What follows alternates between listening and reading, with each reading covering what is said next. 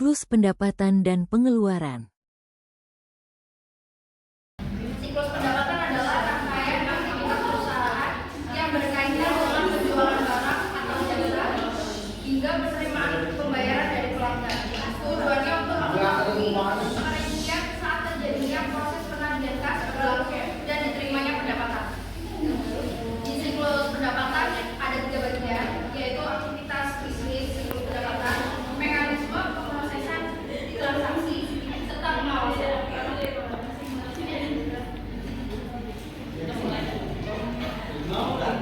Aktivitas bisnis siklus pendapatan.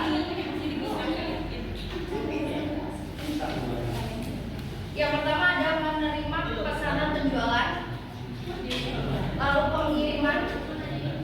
Setelah dilakukan pengiriman, kita melakukan penagihan dan terjadi utang usaha. Lalu tagihan kas.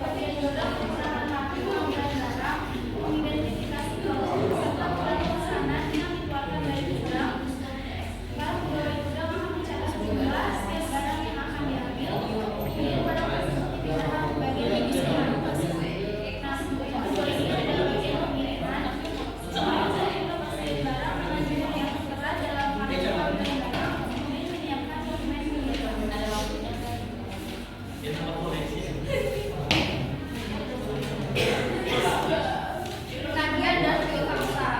Aktivitas yang terjadi pada piutang usaha ini antara lain penagihan. Penagihan itu apa sih? Penagihan adalah aktivitas pemrosesan informasi yang mengemas ulang serta meringkas informasi dari entry pesan penjualan dan aktivitas pengiriman. Pada aktivitas ini muncul dokumen berupa faktur penjualan. Lalu yang kedua, perawatan data piutang. Data piutang ini sangat penting karena dengan data piutang ini kita bisa menggunakan berbagai informasi yang terdapat pada faktur penjualan sehingga memudahkan kita untuk melakukan pendebitan dan pengkreditan rekening tersebut pada saat menerima tagihan.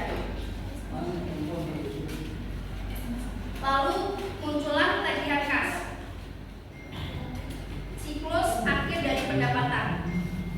Langkah alternatif untuk mengurangi resiko pencurian yaitu menugaskan staf bagian surat menyurat untuk mempersiapkan daftar pengiriman uang.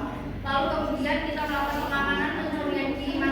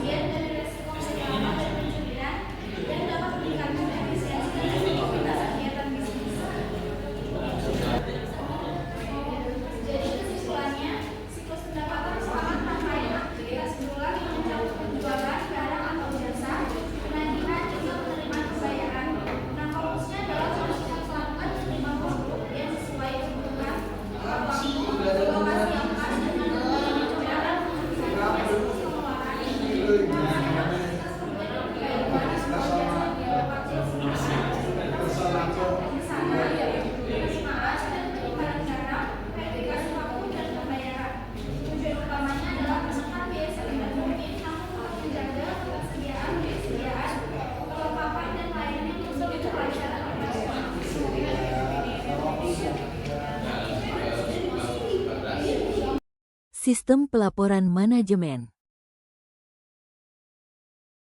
Sistem pelaporan manajemen adalah sistem dari penyampaian laporan periodik yang diusulkan pimpinan dalam pemanggilan kemudian. Fungsinya yang pertama menyediakan informasi untuk pengawasan sumber daya, efektivitas, pencapaian tujuan dan efisiensi operasi. Yang kedua, mengarahkan perhatian manajemen ke masalah utama agar pengambilan keputusan lebih efektif. Yang ketiga, membantu pengendalian internal melalui update dan penyelesaian fungsi pengawasan. Sistem yang baik harus seimbang antara biaya dan manfaat serta memberikan keuntungan nyata bagi perusahaan.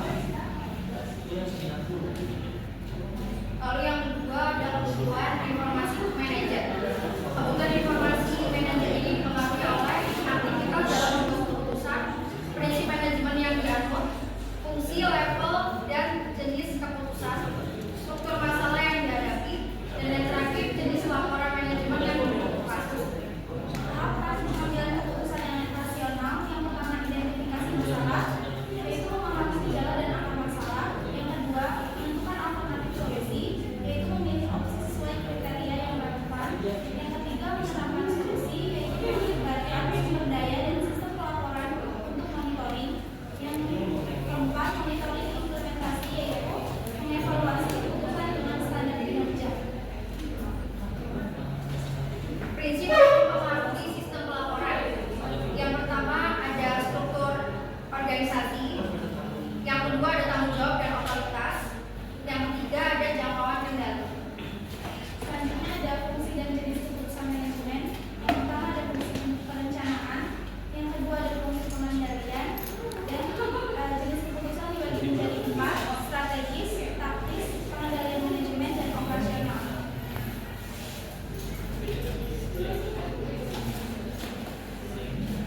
Struktur masalah dibagi menjadi 2, yaitu terstruktur dan tidak terstruktur.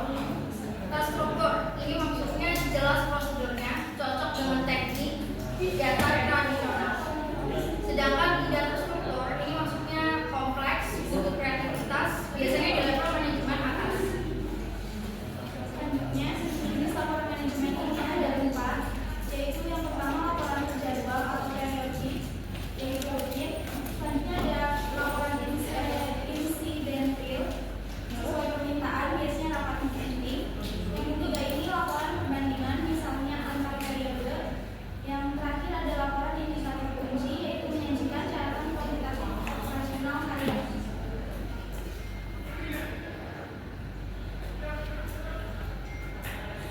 Prinsip penyusunan laporan manajemen untuk menyajikan laporan yang efektif. Prinsipnya ada 3. Yang pertama prinsip pertanggungjawaban. Lalu yang kedua laporan mudah dipahami dan tidak menyesatkan. Yang ketiga